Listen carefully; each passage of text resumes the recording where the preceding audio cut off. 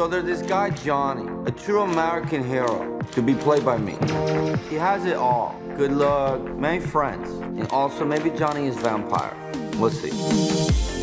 This set of the alleyway looks exactly like the real alleyway. That's right. Well, why don't we just shoot in the real alleyway? Because it's a real Hollywood movie.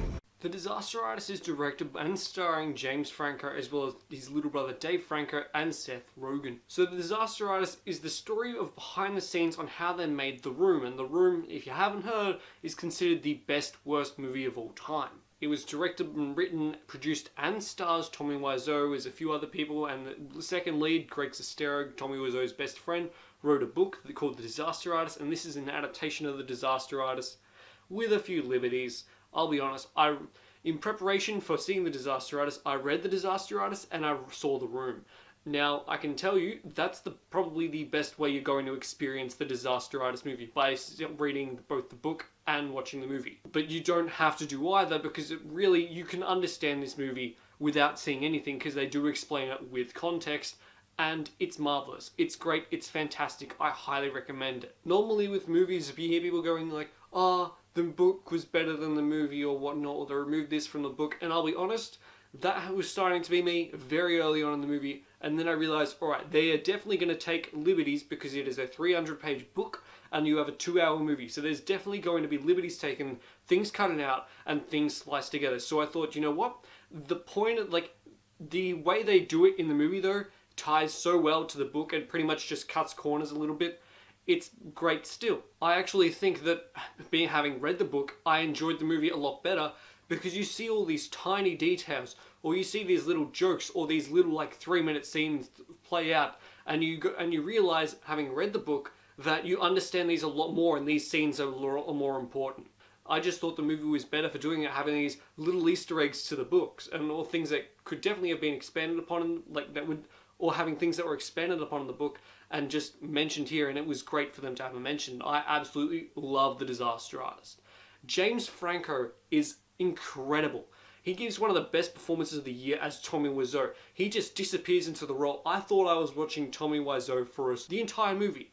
I didn't even think, oh look, it's James Franco. I just oh look, it's Tommy Wiseau with less wrinkles. His little brother Dave Franco, who was in the Now You See Me movies and Nerve, he's incredible here. I had no idea he was this good an actor, but he's great. Seth Rogen really brings out his dramatic side once again, except it's a lot more contained and stuff, and you still have those comedic beats that he hits a little bit, but he's not there to try and make a joke. Hell, you even get these cameos from Zac Efron of all people. Zac Efron's unrecognizable until you see him at the end and you go, oh my goodness, that was Zac Efron the entire movie. The makeup was incredible.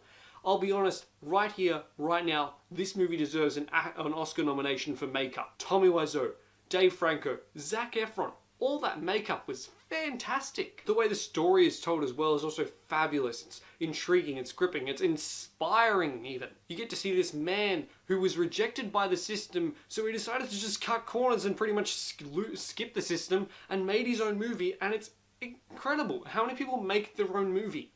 Not many. And he did it. And it is, I don't know how many years. It is, 14 years later? People are still watching and talking about it. And this movie's so good, it will probably end up in the Oscars. James Franco will probably end up at the Oscars for this. And you know what? I hope he brings Tommy Wiseau with him, because so that way, Tommy Wiseau went to the Oscars for a movie he made unintentionally. I mean, sort of 14 years late. But you know what? If The Disaster Artist wins an Oscar, I want Tommy Wiseau on the stage, receiving that Oscar. That'll just be the biggest meme, alright? This is the movie behind the meme. I'm talking really fast because I just love it and I need to get everything out. The movie as well, hilarious, fantastic.